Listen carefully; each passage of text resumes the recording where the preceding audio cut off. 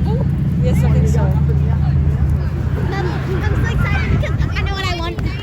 What are you getting? Turbo Rain and Duke Lemon. Wait, Mom, are we getting one of two? Hey? We don't know that we're getting two. Oh.